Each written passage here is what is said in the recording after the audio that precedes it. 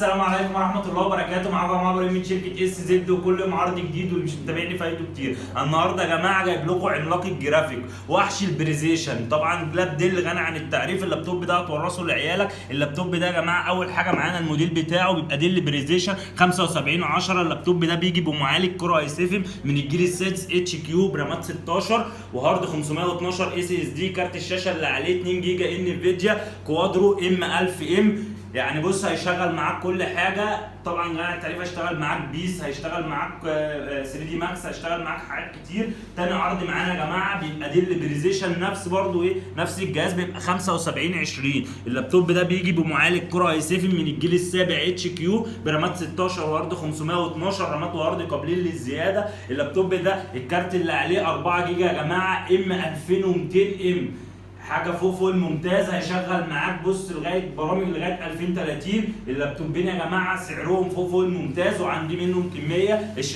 حجم الشاشه يا جماعه 15 و6 وفول كيبورد زي ما انتم شايفين. الريزوليوشن بتاع الشاشه 1920 في 1080. يعني بص الوان صريحه. اللابتوب يا جماعه فيه 4 مداخل يو اس بي 3 مش 2، وفي مدخل اتش دي ام اي، وفي مدخل ديسبلاي ميني، وفي مجهز ان هو يركب له كارت ميموري. اللابتوب فيه مروحتين تبريد، وبيركب له 4 بنكات رام، وفي مكانين للهاردات. بص كده اللقطه دي، بص كده ده لاب يا جماعه ورك ستيشن باللزقه بتاعته زي ما انتم شايفين.